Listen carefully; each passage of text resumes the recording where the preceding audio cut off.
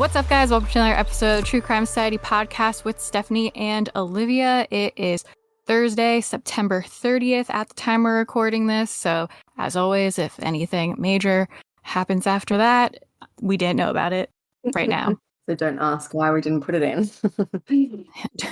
Don't message us about it. I'm sure you're all assuming we're going to be talking about the search for Brian Laundrie.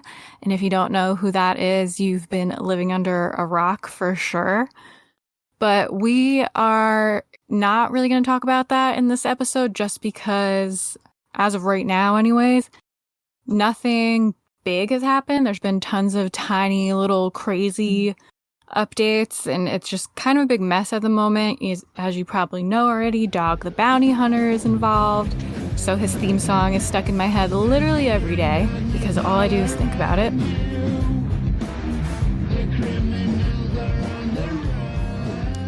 He's looking for Brian now. The police, the FBI, everyone's looking for Brian. Still really no sign of him. And by the time we put this episode out, maybe they'll have found Brian by then, and we will. I was just thinking, gosh, it'll probably be found in the next hour or so while we're recording. Yeah, because we're recording this kind of early as to when we're going to release it, unless I release it earlier. I hope he's found by then, because if he's not found by the time we put this episode out, I'll be so devastated. Yeah, I think I probably said it last time that I couldn't believe he hasn't been found, and I still, it's just unbelievable that he's managed to evade everyone for this whole time, if he's still alive, obviously. But I can't decide of the fact that they haven't found him yet, or really, well, that we know of much of a sign of him. Makes me think he's on the run, or if he's dead, because part of me thinks if he was dead, they would have found him by now, but who knows, because sometimes people have been dead for a year, like a mile away from where they were last seen or something, and it takes them forever to find them, like Alan White. Yes. I was actually exactly just thinking of him. I feel like he could be dead, obviously, but I really feel like he's not at this stage, because I think his parents have been so evasive, and now all this other stuff which has come out about him being at a campsite after Gabby went missing with his parents. I feel like they've set up this for him to hide for however long. I don't know what their end game is. Like, do they think he's going to hide forever? I don't know. I think so too, though. I think they're putting in way too much effort for him to just be dead. And for them to have no other info. Like, if they really didn't know, I'm sure that, they would be much more even vocal about that. But I think they've released one statement, haven't they, saying they don't know where Brian is, but that was it. And their attorney is a hot mess. Yeah. Everything he puts out is embarrassing. I guess he's primarily like a real estate attorney, so I don't know why he's decided to take on a massive criminal case, but apparently he's been the family attorney for 20 years, and I feel like unless you're like super wealthy or something where you need lawyers to protect you, I don't know why the fuck you have a family lawyer. I've seen a few people say that, but maybe they just used him repeatedly, like, every time they sold a house or every time they updated their will or whatever, maybe they used him for, like, not actually retained him as such. Yeah, or just someone that they, know. Yeah, like a family friend or something, maybe. Yeah. So we said we weren't going to talk about it, but we did. But here we are. But we're not going to go over it in great detail. That's just where we are right now. Yeah. Because probably by the time we put this out, something big will happen, hopefully. So we will talk about that case further when we've got more concrete details, a more concrete story, and hopefully he's found. Fingers crossed. Yeah, for sure. If there's been a couple other, not as big as Gabby, of course, but big cases that people have been interested in. So we're going to talk about Mia Marcano, who is missing also from Florida right now, and the death of baby Nevaeh, which was a crazy story. So we're going to go over those two quickly, just where we're at so far with what's known about those. And then we are going to go into what the episode's mostly about, which is the rest of our reality TV celebrity series, which seems like we started months ago at this point. A lifetime ago. Like, literally. But then we're going to get into that one about Ryan Jenkins and Jasmine Fiore. So you want to start with Mia? Mia. I was just saying to Stephanie before we recorded that I've always thought, because we don't get obviously a lot of videos on the news here, and I haven't watched much actual footage of this. I always thought her name was Maya, so I'll try and not mess up, but it's Mia.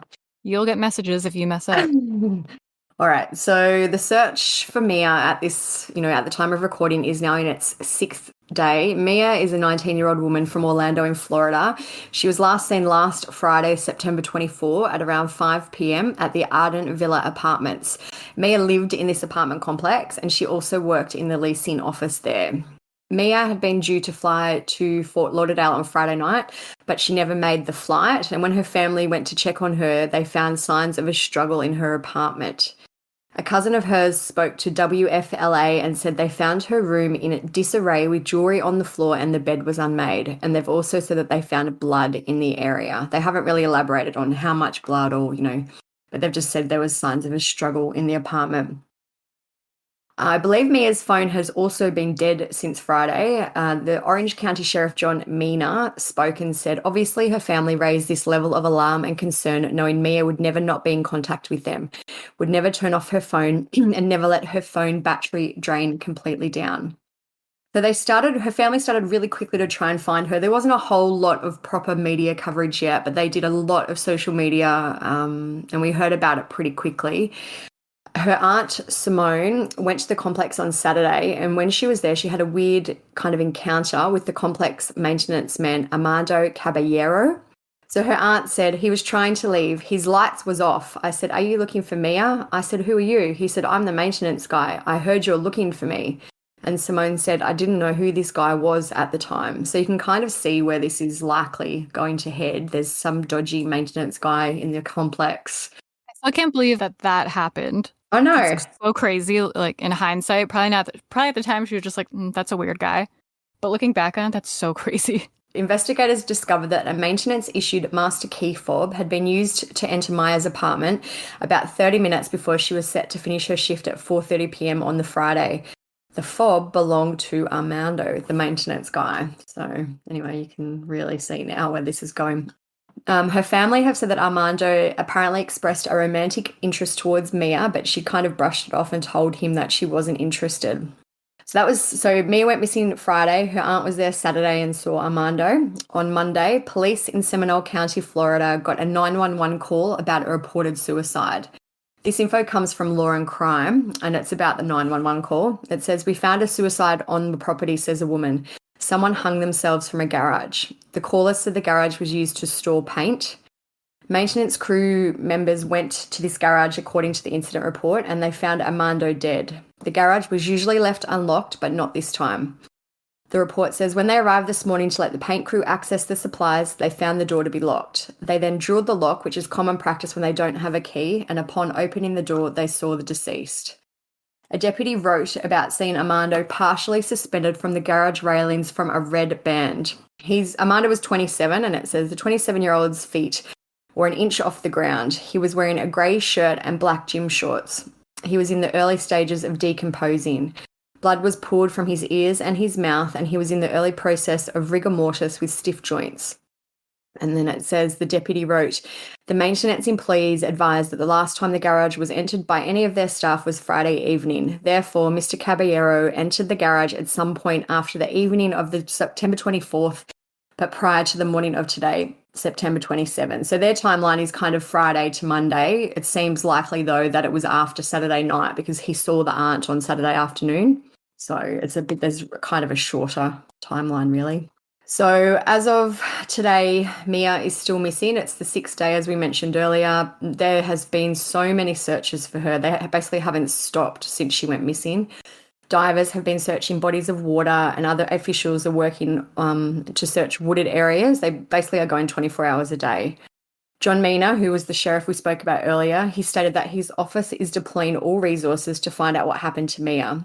He said 60 detectives are working exclusively on the case. 30 searches over 3 counties have been conducted since she disappeared. And today, the FBI announced that they were also joining the search for Mia. The Florida Department of Law Enforcement has also been assisting with specially trained canines that can locate electronics, specifically cell phones. So I'm assuming they're looking for her, possibly cell phone. Mm-hmm. Or I don't know if they have his also. But residents at Mia's apartment complex today received a letter from the kind of, complex management, telling them that law enforcement would be entering their storage units and garages, which I'm surprised it took this long to do that. I Yeah, would they hope should. I she's felt not like that would have been one of the first places to look, especially if the guy is a maintenance guy. and has access via key to everywhere, basically. Yeah. Family members spoke to a news agent, I think it's Wesh 2 today, and said that Armando's cell phone pinged at some point after her disappearance near New Smyrna, which gave law enforcement a new area to search. I had a quick look, and that area is around 1.5 hours drive from Mia's apartment. Someone sent us a message too on Instagram and said that they are in New Smyrna, and about 3 p.m. today, there was tons of police cars poured into the area, and there's also several helicopters low flying. So it sounds like they're looking into that area more and more. Hopefully something will come of it and we'll be able to update in the next episode. Mm-hmm. Interestingly, too, the family have also said today that there was evidence in Mia's room which shows that she was taken out through a window and not the front door. It's interesting. We were just chatting about that before we recorded. So maybe he did that because it was the middle of the afternoon, like 4:30 or 5 o'clock in the afternoon when this all happened. So maybe he did that to not be seen. I'd like to know more about where her apartment was in the complex and that type of thing. But it's interesting that they think she was taken out the window. I wonder at what point, he would have taken her out the window, because it's still pretty light out at that time of day, where if you're just dragging someone out the window and then to your car in an apartment complex, I feel like people would see. So it makes me wonder, was he in the apartment with her for a couple hours till it got darker? Yeah. Surely, I wonder if there's any CCTV. They haven't released any, actual footage or said that they've got footage of him. I know they've said that he was seen with a blanket and things like that, but it doesn't seem like there was a whole lot of footage around her apartment. I don't know what that one picture of him was from, the same day he ran to the ant, so hopefully there's more that they can find. And they just haven't released it. Yeah. Mia's family believe that she's still alive. Her aunt Pia spoke at a press conference and said, "I know you're alive. I know you're out there. We love you. You know our family is strong. You know our family is big. You know we will never sleep one night until you get home. We miss you." So they are still, even as, 6 days later, they are still hoping she's alive. And my thinking is maybe the police believe it too, because they've got such a massive search going on for her. And the FBI. Yeah, and which I feel like it wouldn't be as, I'm not saying it wouldn't be urgent, but it wouldn't be as time critical if they believe she was already deceased. So obviously we hope she's alive and they find her very soon. I feel like he probably wouldn't have killed himself, though, if she was still alive. Yeah, unless he sold her into sex trafficking. Yeah, I guess I never even thought about that. We also didn't say that, as superficial as it is, she's so pretty. Yeah, and the other thing is she's tiny. I've seen some reports that she was 4'9" and others say she was 5 foot. So either way, she's a tiny little thing, which is why I guess he could take her out the window. But yeah, she's stunningly gorgeous. Got a sweet, beautiful face. It's very sad. I hope that she's found, very soon. I'm going to make a blog for Mia today. I'll put it up before this episode comes out, just because it is quite time critical. So check that out whenever you get a chance. And if she is found by the time we put this episode out, we didn't know that right now. So yeah. And it will be on the blog. So make sure you check a blog if you want to know if there's any updates on the case. Or I was thinking, because with Gabby, how we're we got to put it out fast so any updates don't happen. I was thinking for times where you feel like that's going to happen, be like, and if anything else happens, we'll put a news clip of it in here, because I could do that when I'm editing. So if they find her, we could put a news clip right here, just so people know. This is not the update that I wanted to give to everyone today. Earlier today, the Orange County Sheriff's Office emergency response team was searching the area of Timberscan Apartments that's off of South Texas Avenue in Orange County, and that's when they discovered a body we believe to be that of Mia Marcano. Why were we at Timberscan Apartments? So cell phone records showed us that Caballero was in or near the Timberscan Apartments on Friday evening between 8 and 9 o'clock. That's the evening that she was reported missing. And he was there for about 20 minutes. Nothing in the records indicate that he ever returned there prior to killing himself. And although we are very certain of the identity, the positive identification will have to come from the medical examiner's office. At this time, we cannot identify a cause of death, so I don't want to speculate on that. The most important thing right now is that unfortunately we have found what we believe to be the remains of Mia.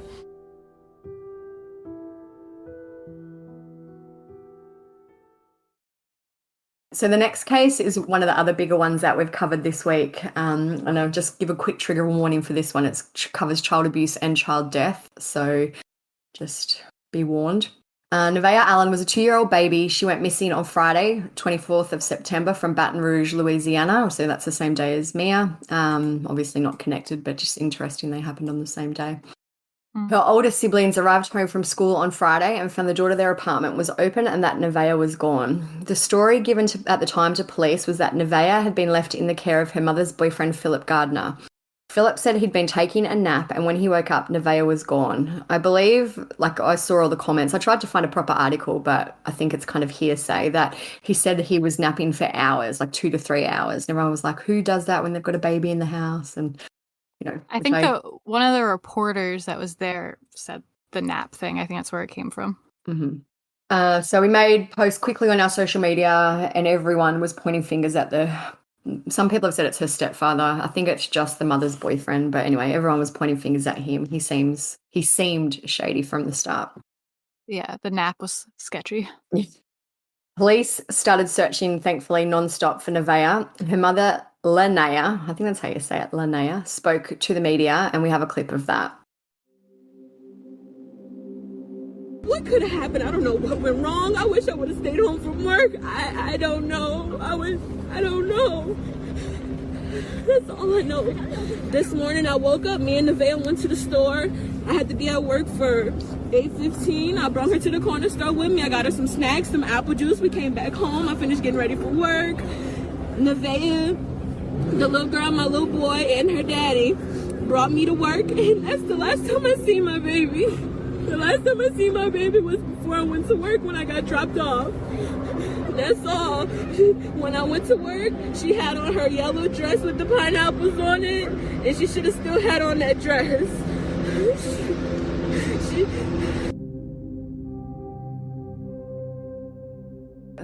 So she went missing Friday. Sunday, September 26th, Philip changed his story and he was arrested. The Baton Rouge police spokesman, Sergeant Legene McNeely, said the story done changed. According to his arrest report, Philip later admitted that he found the juvenile unresponsive and lifeless, and further admitted to disposing of the remains without notifying authorities. He was booked into jail on counts of unlawful disposal of remains and obstruction of justice. Nevaeh's family told the advocate that Gardner and the baby's mother, Linnea, had a toxic relationship that was sometimes violent and it sometimes involved the child. Marcus Allen, who's Nevaeh's father, also told the advocate that he last saw his daughter on Wednesday before he dropped her off to spend the rest of the week with her mother and her stepfather. He described Nevaeh to the newspaper as the perfect 2-year-old who loved animals and the park. And just as a little aside, she was so beautiful too, the sweetest little face. Yeah, she had cute little fat cheeks. Yeah, cute little baby. Mm-hmm. So after Philip was arrested on Sunday, police did find the tiny body of Nevaeh. The FBI, in conjunction with the Hancock County Sheriff's Office, found her remains near Logtown Road in Hancock County, Mississippi. Her body was transported back to Louisiana for an autopsy. I was watching a quick little video about this today, and it's in a really remote wooded area. He looks like he just drove and drove until he found somewhere that was remote enough to dump her. And I think I read that she was buried in kind of a shallow makeshift grave, which is terrible. So that was Sunday. Her body was found. On Wednesday, September 29, police arrested Nevaeh's mother, Linnea Cardwell. She was charged with second-degree murder and second-degree cruelty to juveniles. Philip's charges were also upgraded to second-degree murder. They released the affidavit and it was just horrific. So this is where the really, nitty-gritty, terrible details come in. This info is from klfy.com. In the early morning hours of Friday, September 24, Linnea Cardwell punched the child in the chest out of anger after the toddler picked up her contact lenses. As a result, Nevaeh fell backwards and hit her head on a cabinet. Later in the day, Nevaeh complained of stomach pain and did not eat. Documents said, according to Gardner, the child went to lie down and was found unresponsive. Affidavits stated that Gardner attempted CPR, but his life-saving efforts were not successful. When asked why he didn't call 911, he could not explain, the documents said. Gardner admitted to putting her body into a small suitcase and disposing of her body in Mississippi to protect Linnea. He told authorities that he travelled to the neighbouring state with a 3-year-old and an 11-month-old in his care before returning home and reporting Nevaeh as missing to the police. After the autopsy, police said a forensic pathologist told them it cannot be ruled out that the victim was still alive at the time that Gardner put her in the suitcase and suffocated to death prior to succumbing to her other injuries. The autopsy also found that multiple contusions to the face and head, along with swelling to the brain, and that she had marks and bruises, which were seen along her body, along with injuries to her stomach. So the affidavit explains why Philip is also accused of second-degree murder, and this is a quote: "All persons concerned in the commission of a crime are principals, whether present or absent, and whether they directly commit the act constituting the offence, aid and abet in its commission, or directly or indirectly counsel or procure another to commit the crime are principals." By that standard, the affidavit states that Gardner was a principal to this crime. So I tried to have a look and kind of find out more about what the process will now be for the mother and the stepfather or the boyfriend. I'm not entirely sure what happens. I think it's interesting that the stepdad or boyfriend, whichever he is, seems to have totally ratted out the mom. And I feel like it's because otherwise he looked the most suspicious because, normally it's more common for a random male to murder the baby than the mother. And right off the bat, everyone was more suspicious of him than of her. So I feel like he kind of sold her down the river too.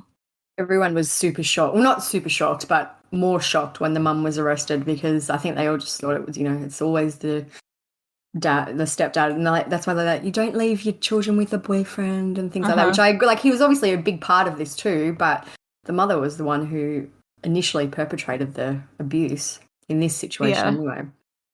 That's why I think he made sure to point that out also. But I don't know why. As soon as I saw the clip of her that we played before, I was just suspicious of her immediately for some reason. I don't know why. But she seemed very falsely hysterical. Like, it just seemed like it wasn't genuine panic. It just didn't feel right. Yeah. It's hard to say why, but just your instinct is something's wrong.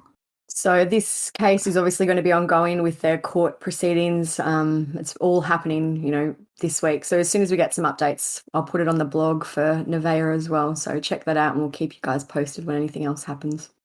Okay, so those are all of the current recent update things that you guys have been interested in online. So now we're going to get into what the episode's about, which is the murder of Jasmine Fiore by old school reality star Ryan Jenkins.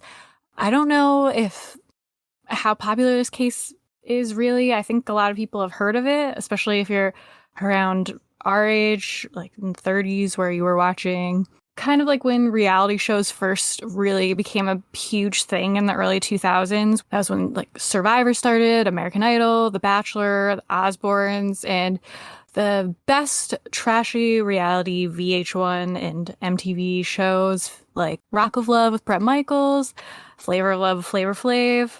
Did you have those shows? Yeah, we had, I don't know, I think we definitely had the ones, I don't know if we had Flavor of Love. I've heard of all the others. We definitely had the Osbournes. I used to love the Osbournes.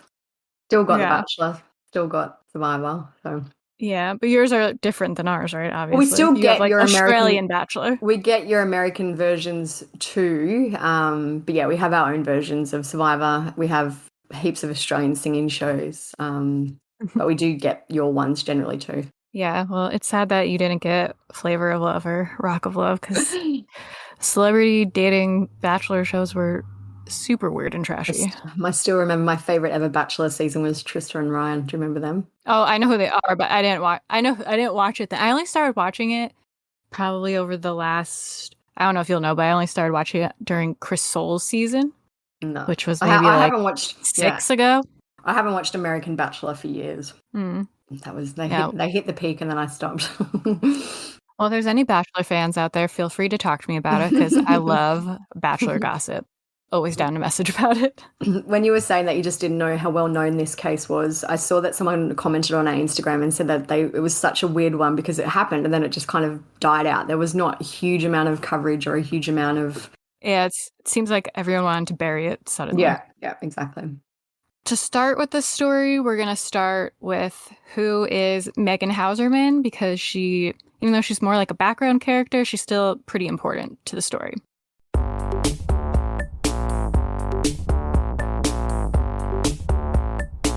I'm Megan from Rock Love 2.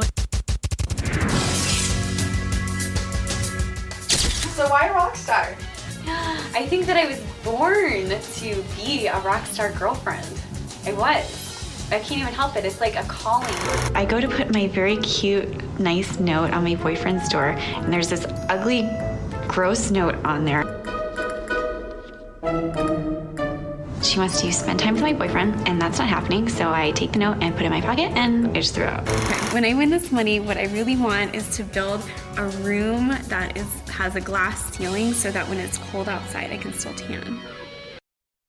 Megan Hauserman, she was a former Playboy model, and she appeared on season 3 of the reality competition show called Beauty and the Geek. I don't know if you remember that, but it was another stupid show where really hot girls would partner with geeks or nerds, and they would have to do just stupid competition stuff. And it was mostly being like, these girls are so hot and dumb, and these guys are so smart. Funny, because Beauty and the Geek is still going strong here in Australia. They just finished... Like it's really? Every year they have Australian Beauty and the Geek still. Did I describe it right? Because I don't think. It's exactly the same. They pair the hot girl with the geeky, nerdy, intelligent guy, and and they're like, we're so different. I don't think that's a show here anymore. But during the season she was on, her and her partner, they won the prize money, which was $250,000. From there, she was cast on the second season of Rock of Love with Bret Michaels, because the first season didn't work out for him, I guess. And she quickly became one of the fan favorites due to her sassy attitude. She continued her reality TV career from there. She was on I Love Money, and she was also on Rock of Love Charm School, which was supposed to be teaching these wild girls from Rock of Love how to be classy and have manners. So another great show. Really riding the reality TV wave. Yeah, I remember this time in my life, and it was just reality show spinning off another reality show, spinning off another reality show, always. They milk them to the death. Well, here they've got The Bachelor, The Bachelorette, and then they've got, I think it's called... We have Bachelor in Paradise. Yeah, Bachelor in Paradise, where they all get the Bachelor rejects and put them in an island. Yeah, that's what we have too. I love Bachelor in Paradise. It's on now. Megan's also remembered for saying a few really great quotes. I'll put some in here, but one of them that she was probably the most known for was saying that if she won the money on I Love Money, that she would use it to help mentally challenged dogs. And she was also pretty much always known for, a lot of times she was just holding a little chihuahua dangling from her arm. Like the Legally Blonde era, where you're... Yeah, it's very Girls Next Door, too. That was another big reality show. I'm Megan from Rock Love 2, and I'm famous for wearing my bikini all the time and looking hot. I want to spread the word about mentally challenged dogs. I've saved one myself. My dog is retarded. The messages that you're giving to men when you wear this outfit. Sexy. Like has been, skanky. Ultimately, Heather is an old stripper. She can either look old or she can look like a stripper, but she can never look any better. So after all that, she was finally given her own reality show. So again, a spinoff of a spinoff of a spinoff. Now we get Megan Wants a Millionaire, because her thing was always that she wanted to be a trophy wife and marry a rich guy like Bret Michaels, so she didn't have to do anything and could just have all her small dogs. So Mark Cronin, he is the co-founder of 51 Minds Entertainment, which is a production company that was behind a lot of these shows. In an interview with Entertainment Weekly, he said, the funny thing about Megan was her stated ambition, which was to marry a millionaire. So he said, what if we filled a house with millionaires and they were competing for you as their trophy wife? And that's how the show began. So then we get Megan Wants a Millionaire. The premise of the show is basically like all the other celebrity dating shows, like The Bachelor, where she's the star and all of these millionaires come to meet her. They're all different ages. They just have to be a millionaire. when she sent them home, like how The Bachelor has a rose ceremony where everyone gets a rose. The person who gets sent home, I guess they all have like fake credit cards for the show. When the person gets sent home, she would take their credit card and cut it and say, your card has been declined. This sounds like a great show. I would watch that. I suffered through watching a few episodes of this to find clips of the guy, and it did not age well. I was like, damn, I used to fucking love these shows, but they're so bad. So this is the theme song for the show, which is very stupid, but figure maybe you guys would want to hear it. So here's that.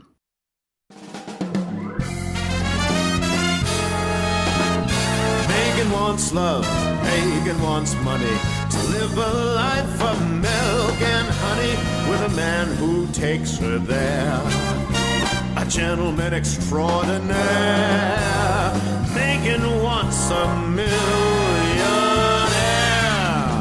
And what Megan wants, Megan gets.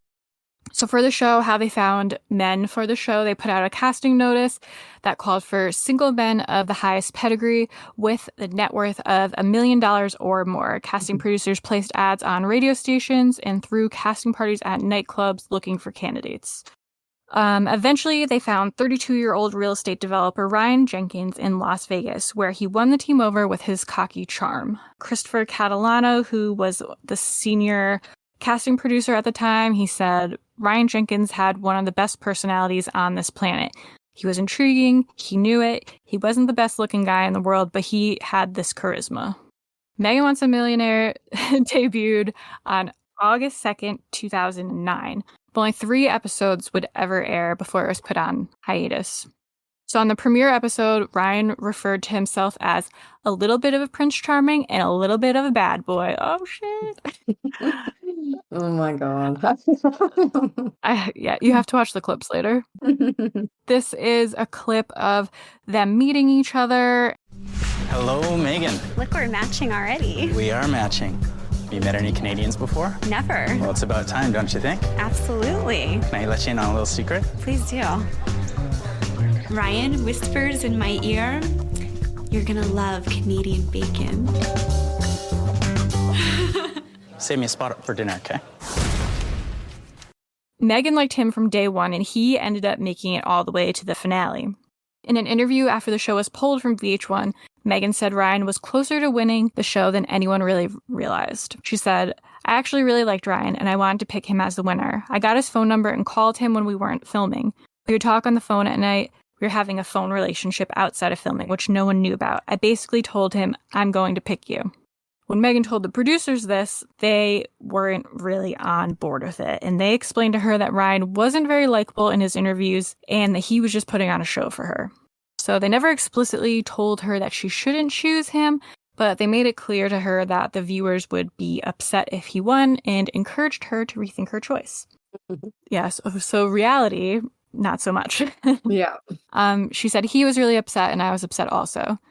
When there was a few days left of filming, Megan planned to call him once everything wrapped up and she would smooth things over with him. She said, I figured I would just call him and explain to him that, it's a TV show and the story wasn't going that way. I wanted to pick him and couldn't, and then I thought I would just meet up with him afterwards. But when she finally spoke to Ryan after filming, he had something to tell her. And he told her, I have to tell you something. I was so upset when I left the show. I went to Vegas, I met a girl, she's my soulmate, and we got married. Surprise. Plot twist. I know. That's like red flag number 1 that he's a psychopath. I went to Vegas for the weekend and I found my soulmate straight away. We got married, yeah. Married, sorry. Sounds healthy. I was just looking at Megan's Instagram and it says VH1 reality alumni, pumpkin spice and Jesus Christ. Videos and episodes, follow link. And then she's got 13,000 followers. Looks like she might have a kid these days. So she's going I'll have to look. I'm surprised I didn't. One of the producers noted that Ryan's sudden marriage kind of made sense to him in a way. He said he was very desperate to have a trophy wife. He eventually lost on the show, and he very quickly found himself another blonde in Vegas and married her. I think that was him trying to win the show in the end. Yeah, to show that he wasn't a loser, essentially. Yeah, like, I'll have a different hot blonde girl. Yeah. Megan. So the woman that Ryan married was named Jasmine Fiore. She was a 28-year-old swimsuit model from Santa Cruz, California. She frequently worked as a body painted model for industry parties and appeared in shows at casinos in Las Vegas. She also appeared in commercials for She also appeared in commercials for adult. Why can't I say that? Like my mouth literally stops. She also appeared in commercials for adult phone lines. You don't see those ads anymore. I wonder if that's still a thing. Well, I guess now they've got apps, so you probably don't need to. You can just get on Tinder and find someone, or I don't know. Yeah, that's true. Yeah, I wonder if they are still a thing. That's interesting. I remember, like, when I was a kid, you'd see the commercials for them late at night, and you'd be like, oh, shit. So Jasmine met Ryan at a Las Vegas casino shortly after he finished filming Megan Wants a Millionaire. 2 days later, after meeting, on March 18th, 2009, the two were married at the Little White Wedding Chapel on the Vegas Strip. 2 days. That's that. In June 2009, Ryan was charged with battery constituting domestic violence after he hit Jasmine. In regard to the battery incident, a witness said Ryan and Jasmine were arguing over her kissing someone else, and Ryan hit Jasmine in the arm, causing her to fall into a nearby swimming pool. Which literally seems like a scene from a movie. Ryan's father, Dan Jenkins, later said in a statement to the Vancouver Sun, he grabbed her hand and tried to leave. They argued, he pushed her away and she fell in the pool. He spent 2 horrific days in jail for pushing someone in a swimming pool. Sometime later, he would say to me, Dad, I cannot spend another day in jail for questioning. Not one more day. I would rather die. His dad kind of, I'm going to read a few parts from this, I guess, statement is what you call it. It's really like an essay that the dad wrote and sent to Vancouver Sun. And he sent it after the whole murder and everything happened. So it's very melodramatic, but yeah, I was going to say, it seems like a lot for someone who was in jail for 2 days for... Yeah. I don't know if Ryan was also melodramatic or just the dad that was, or if they both were. It's a lot of drama. So Ryan was supposed to go to trial in December 2009 for the charge, but the two ended up reconciling shortly after the incident. Lisa Lepore, she's Jasmine's mother, and she claimed that the two fought frequently and that Ryan was jealous of Jasmine's friendships with her ex-boyfriends. She also told the Associated Press in an interview that Ryan and Jasmine's marriage was annulled in May 2009, but reporters looked and they couldn't really find any evidence of it being annulled, so no one really knows if it actually was or not.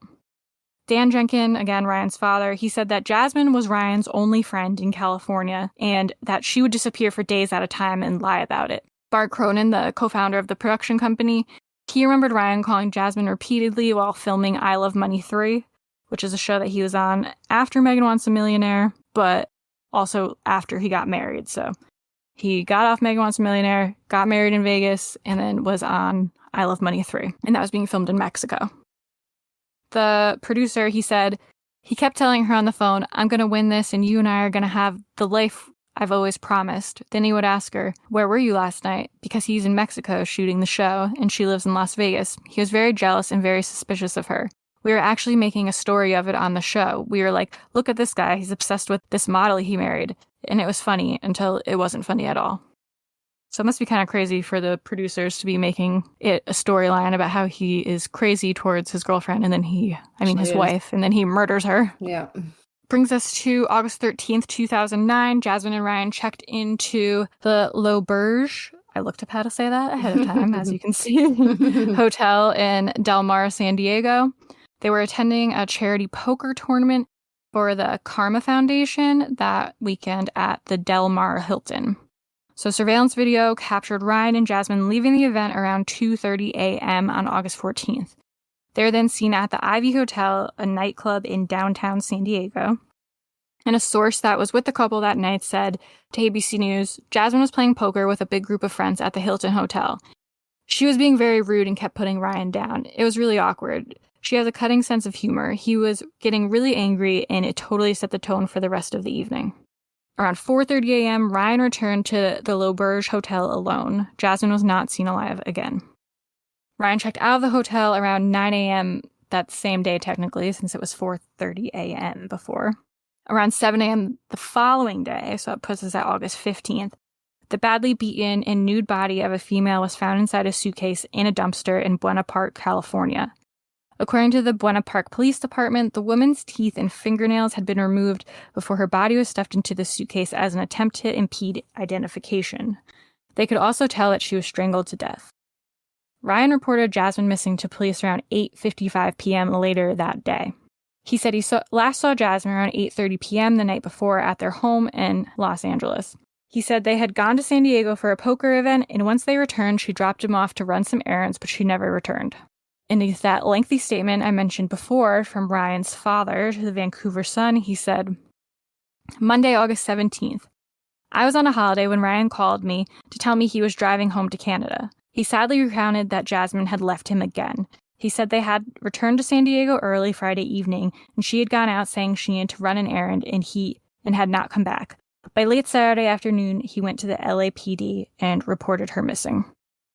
On August 18th, the remains were officially identified as Jasmine, and they had to use the serial number from her breast implant to identify her since her teeth were ripped out and her fingertips were all cut off. Which, yeah, I don't think I've ever heard. There's probably more cases where that's happened, but I don't think I've ever really heard of that before, using breast implant serial number. And using, like if they have, for instance, like a hip replacement or some type of other thing like that they can sometimes use that to identify them. Yeah, so crazy.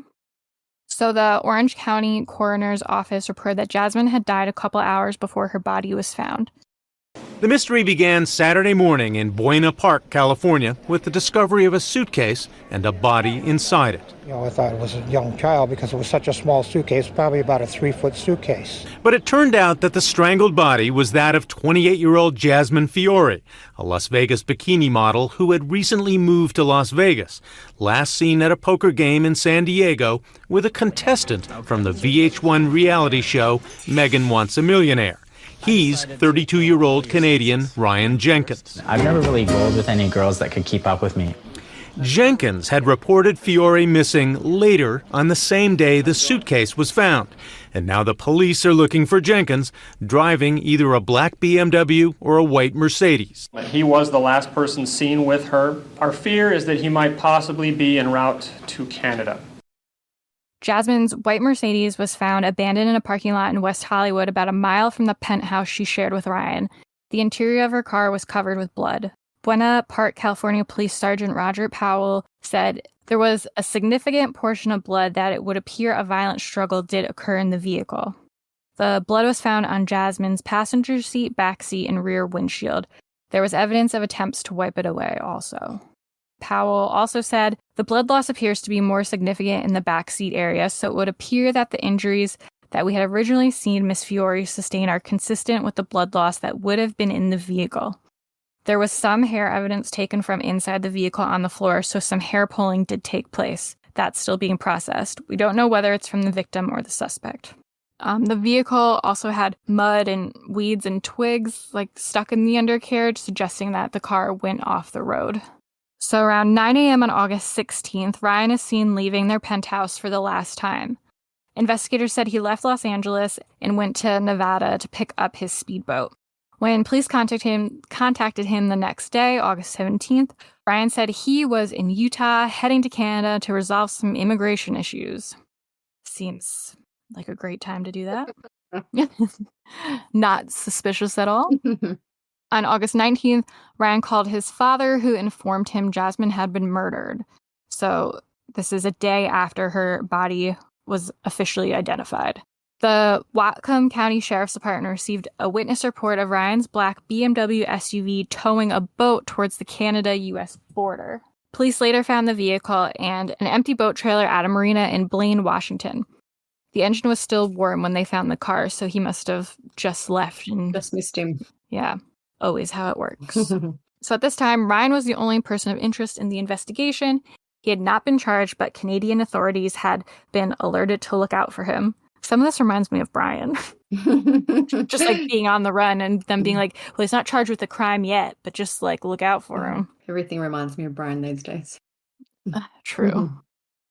U.S. Coast Guard and U.S. Customs and Border Protection confirmed they had boats patrolling the northwest Washington waters looking for Ryan as early as August 19th. It was believed that Ryan crossed into Canada sometime between August 19th and 20th. On August 20th, an arrest warrant was issued for Ryan in regard to Jasmine's murder. And this is a clip from the press conference where they announced the arrest warrant and They take a few questions at the end, and you can hear how upset her family is in the background. Jasmine was a beautiful person. She was a very caring individual. She loved her family and friends. And a lot of the information that you're seeing on the news is not true. We had a very close relationship for a long time, and she was just a beautiful person.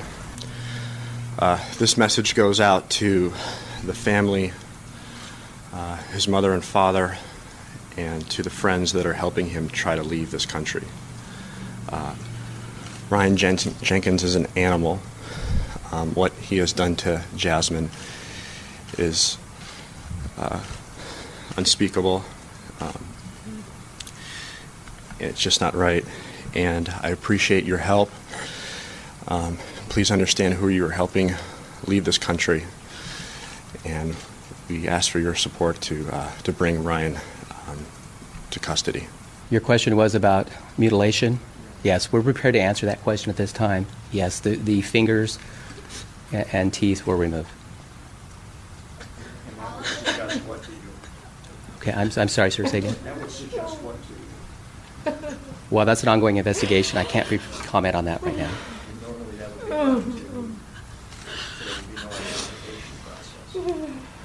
It could be inferred that way. We had to tell the family today. A lot of the information also was already getting out in the press and the public. And what we're calling upon, too, is to ask for help from the public. They've been great, both Canadian and U.S. If you have anything to add, we still have that WeTip line up and running, and it's manned. And as you can see, it was very traumatic for the family, and to have to inform them that horrific detail. That same day, Ryan called his father, who was detained at the airport. But Ryan's father had to hang up on him. This is that part of the timeline and Ryan's dad's statement again. He said, "On Wednesday morning, I heard the awful news that Jasmine had been found murdered. I started trying to reach Ryan. I got a call from Ryan that afternoon from Birch Bay. I told him that I had heard that Jasmine had been found murdered. He was in shock and broke down crying. I assume he panicked and thinking he might be a suspect. He jumped in his boat and drove to Point Roberts so he could reach Vancouver, where much of his family lived. I caught a plane to Vancouver the next morning, but was detained at the airport. The authorities said they wanted to find Ryan for illegal entry into Canada. While I was in line at customs, he called me, but I was told to hang up the phone because cell phones were not allowed. Tragically, that was the last time I heard my son's voice." So 6 p.m., August 20th, Ryan arrived in a silver PT Cruiser that had Alberta license plates with a young blonde woman at the Thunderbird Motel in Hope, British Columbia, Canada.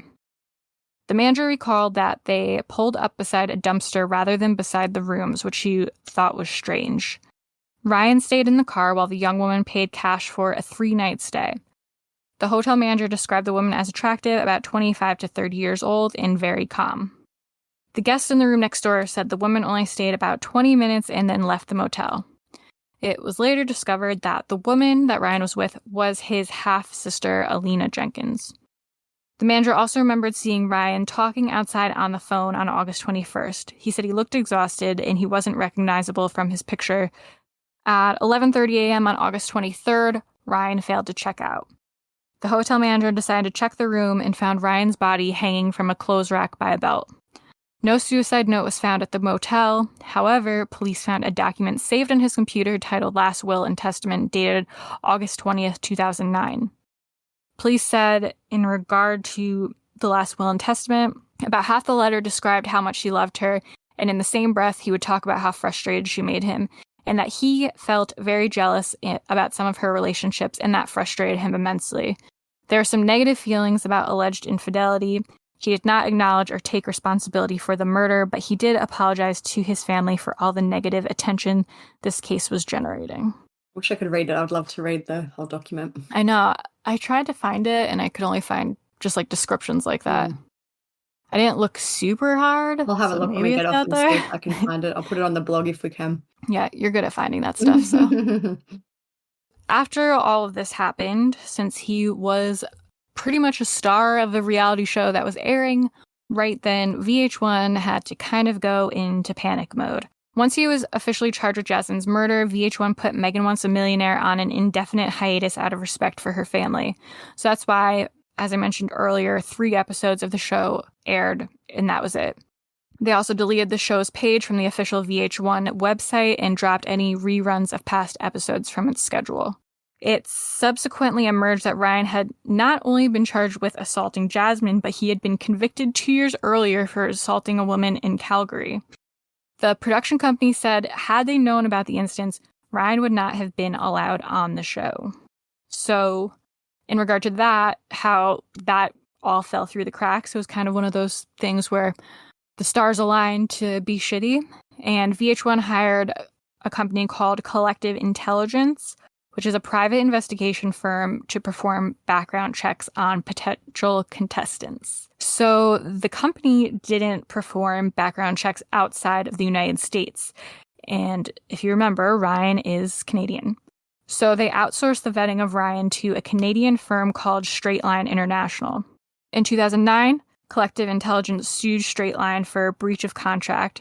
The suit alleged that Straight Line had falsely told Collective Intelligence that Ryan's record was clean, and it also failed to check Ryan against the RCMP criminal database. Collective Intelligence claimed to have lost valuable business from Viacom, which is the owner of VH1, NBC, and ABC as a result of the damage to its reputation. Collective Intelligence won their lawsuit in July 2011, which goes to show that Straight Line didn't do their job, which is sad, because maybe this all could have been prevented. It must be one of those things where 95% of the time, the people are fine, boring, regular people, but every 1 out of 100 or however many is crazy. Yep.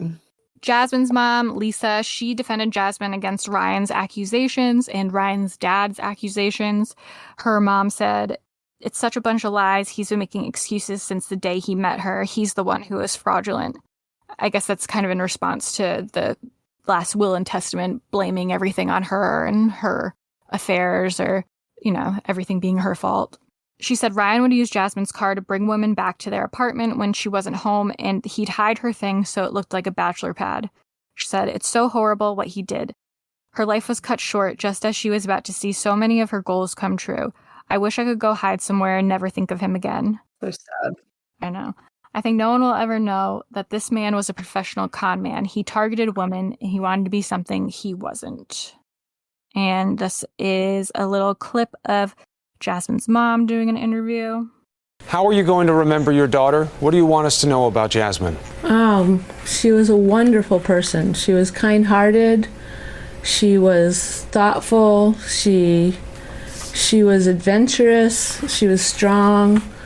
She loved animals, and she went out of her way to look after her friends and her family.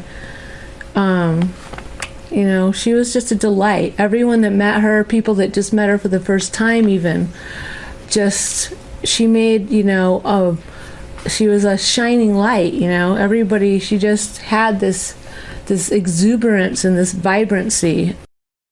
Jasmine's close friends and family attended a private funeral for her. The media reported it was an extremely emotional event. According to someone in attendance, over 200 people gathered at the home where Jasmine grew up in Santa Cruz, California, to remember her. Family and friends read poems and told heartfelt stories. Jasmine was cremated, and her family said they were going to spread her ashes in Santa Cruz, where she grew up. Now to Ryan's family. Ryan's father refused to believe that his son killed Jasmine. So this is where that whole statement that I mentioned before came from. In that he said, if Ryan had done such a thing, would he have filed a missing persons report? Would he have listened to his mom and driven home to Canada? If he was guilty of this crime, would he have casually driven to Las Vegas to collect his things, pull his boat out of the water, and driven slowly north? Would he have talked with his lawyer in Vancouver? I totally believe that my son was innocent of this crime, and believe that the last 3 days of his life were spent alone in a hotel room watching the media report that he was the brutal killer of his own wife. On television, it was as if he had been tried and convicted. I think in his loneliness and despair, he simply gave up. Ryan was an amazing young man. Everyone loved him. He was smart and talented and excelled at everything he ever attempted, from business to his athletic endeavors. He will be missed by me forever. It's been a week of absolute despair, and I am deeply angered by his loss. I remain absolutely convinced that this gentle, sweet young man was absolutely incapable of this crime. I understand that the police department is making progress in the case, and once I am in better shape, I intend to offer a reward for the capture of her killer. I offer my sincerest condolences to Jasmine's family. Not only have 2 lives been lost, but 2 families have been destroyed. He seems like a bit of a narcissist or something as well, making it all about what he thinks. And yeah, first, the statement is an essay. It's very long. The parts I put in aren't even all of it. And then I go back and forth between being like, this guy is friggin' delusional, to being like, oh, it's kind of sad he's so delusional because maybe he really feels that way. And it just must be hard when your child murders someone. It'd be interesting to know, obviously he's not going to come out and say it publicly, but it'd be interesting to know if he still feels that way. Yeah, I was wondering, because this statement was from closer to when it happened. But I always try to see the other side of things, even though my opinion is, dude, clearly your son killed her. But then I'm like, well, you don't know until you're in their shoes how you would feel, so... I guess it's just not the same, but with the laundry parents, I was thinking the same thing. I wonder, if it was your child, I always think I would still give them into police and everything, but I guess when it's your own child, it might be a bit different. Yeah, that's what I've heard a lot of people saying too, just being like, wouldn't you try to protect your own kid? And then that's where it's hard for a lot of people, because you're like, I mean, yeah, but murder? I don't know. And I guess you don't really know until you're in that situation, and hopefully you're not ever in that situation. That being said, though, I don't feel bad for the Laundries. No, at all. I absolutely don't either. But I'm not jealous of their situation at all either. Ryan had a memorial service that around 300 people showed up for, bigger than Jasmine's. And weirdly enough, people are still writing on his Find a Grave page, like a month ago. So I screenshot some of the comments because I thought it was a little funny. Someone commented on August 16th, 2021, shame on you. It was bad enough you killed Jasmine, but then you had to put your family through suicide. May God comfort your family and Jasmine's family. And not you, they should have added. That's basically what it is. But not you. Another one on August 16th. I wonder if a show or something aired where this was mentioned, where people went looking for it, because it's both on the same day. I actually have her Find a Grave pulled up, but it says that they were on Dateline, so there was a Dateline about this case, so maybe that re-aired or something like that. It must have. I was like, what are the chances of all these 2021 comments? Someone else said on August 16th, God understands and knows everything. I'm not here to judge. God has this. Someone else said on May 25th, 2001, neither peace or forgiveness is given to those who dwell in the depths of darkness. And last one that I screenshot from Melita on February 5th, 2021 says, may you have found peace. So you got all different sides. Some nice comments, some mean comments. Every side of the spectrum. Yeah, it's a mess over there. People are still commenting on Jasmine's Find a Grave too. Her actual last comment was the 28th of September, so just the other day. And you can, on Find a Grave, you can kind of pick or, upload a memorial image. So most people put, angels or flowers or something. So someone's left her 4 blessings on September 28th. But on 28th of August, Rick left her a photo of a Playboy bunny. God bless you. Rick. God bless you. You are remembered today. Rest in peace. So hers are kind of similar. There's lots of flowers. Are there any mean ones? Not that I can see. Good. Oh, Rick must be really. Oh, Rick's left a lot. Rick sent her a stan. Rick sent her on December last year. God bless you throughout winter, the cold, harsh season in which nature sleeps and goes dormant, awaiting the arrival of spring. Rest in peace. And then he sent her early Christmas. Oh my gosh, he really does comment all the time. He left her Christmas message. Merry Christmas early. Wishing you God's blessing throughout the most beautiful season of the year. Rest in peace. Oh, I wonder if he knows her? I don't know. He doesn't say, because there's someone there. Oh, someone else wrote, Judy wrote, your headshot resembles Barbie, and that's a compliment. Thanks, Judy. People are so strange with what they write online. That's why when I was going through them, I was like, who does this? There's someone on here who clearly does know her, and they said something like, I love you and I miss you, you know, things like that. That seems like a personal one. Yeah. I don't know. Maybe Rick does know her. Who knows? Maybe we should look at the Find a Grave comment section more often. Very strange. But if you want to be fascinated with the human race, go check those out and have a scroll through the comments. We'll link them on the blog. Yeah. And last, for kind of final reaction to all of this, is Megan Hauserman, who we spoke about in the beginning from Megan Wants a Millionaire. When the news broke, Megan was staying at a friend's apartment in LA. She said, I was in the shower and my friend came running into the bathroom screaming that Ryan was on the TV. They showed his face and said he was a suspect and that they found Jasmine's body. While he was on the run, Megan said she never left her apartment because she was scared he would come looking for her. And she said, I try not to think too much about all this, but it's hard not to. This was such a close call. Jasmine and I could have been interchangeable. It would be crazy to be in that situation, you know, where it's just a bit of a luck of the draw thing, really. Yeah, and the two girls even look similar, like they said in the beginning. Like, it was his way of being like, well, I still won because I have a different hot blonde girl. Yeah.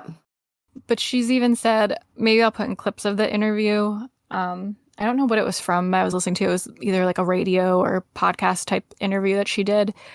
And the guy was asking her about it. And you could tell she felt uncomfortable kind of, because a few times she said that he was such a nice guy. She would have never thought that he was capable of doing something like this. And you could tell she feels uncomfortable saying that because she doesn't want it to sound like she's defending him. But it just kind of goes to show how people who are sociopaths, basically, how they can really trick people. And everyone said how he had this great charisma and great personality, and 300 people went to his memorial. So it seems like a lot of people kind of feel like he isn't the type to do this, but I guess he is. He was, yeah. But yeah, I'll put in some clips of her talking about that because it is interesting. Tell me two things. Tell me your reaction to the events of what you've heard, and just describe the guy for me. I'm just completely horrified that this could happen, especially someone that I know would even ever do anything like it. I think it's terrible, and I feel really sorry for the girl and her family. Can you describe him at all? I mean, what's he like? I mean, I don't know. I'm worried that I can't talk about it. I mean, just generally, what's he like? I mean, you've done it on the show, so it's not a secret. I mean, he's on the show. So what's he like, at least in terms of your experience? I mean, he was always very nice and kind to me, and seemed very educated, and definitely not, this would be something that I would expect from him. He would be the least likely person I would ever expect to do something like that. Why is that? Just because he was so nice and I don't know. Did he feel really bad. Did he have a temper? Or was he always? No, he was always really calm and collected and very smooth. But that is really it for that story, and it kind of changed. People always say it's the case that changed reality TV shows, and they got a lot stricter with background checks and vetting people, and now they make people do psychological testing and all these things. I know I watched The Challenge on MTV, all of the contestants on there have to pass psych exams, and there's people on there who haven't passed the psych exam, so they can't come on anymore. But I guess the silver lining is that good things came from it in terms of background tests. Yeah. So hopefully this doesn't happen to anyone else. I don't think we'll be getting any updates on it since it is an older story and kind of seems to have run its course, and Ryan and Jasmine are both dead. I will try to see if I could find anything from his dad, though, talking about it more recently, because I'd be interested to see that. So if we find that, we'll put it in our blog. Maybe we'll talk about it next episode if we remember. But definitely, whenever you want to see any updates since we've recorded, we'll put them in the blog. And you could see any pictures or articles. The clips will all be there if you want to watch them. And the old episodes of Megan Wants a Millionaire, she posted, I think, 5 of them on her YouTube channel. I don't know if it's actually 5 episodes or if just the 3 episodes split into 5 videos. But if you want some nostalgia, go check those out. They are very cringeworthy. And we will keep an eye out for updates on Mia and Nevaeh.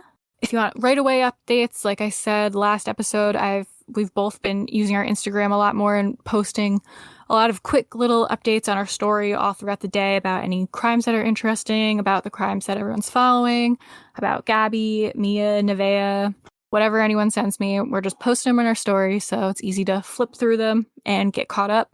That way you don't have to go looking for updates on your own. So if you don't follow us on Instagram, do that at True Crime Society.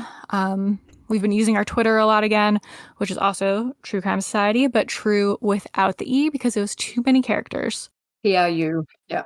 Yeah, TRU. And as always, we have our Facebook groups and our forum, which is truecrimesociety.com, if you want to be able to talk about murder without getting in trouble by Facebook or flagged by Instagram, because I posted a poll the other day asking if people thought Brian Laundrie was dead or alive, and within 30 seconds got pulled down, and Instagram gave me a pop-up notification asking if I was going to harm myself. So that doesn't happen on our forum.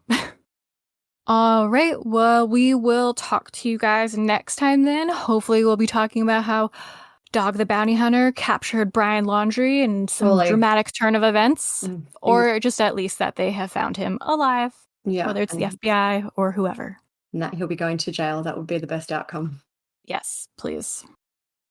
All right, well, talk to you guys then. Bye. Yeah.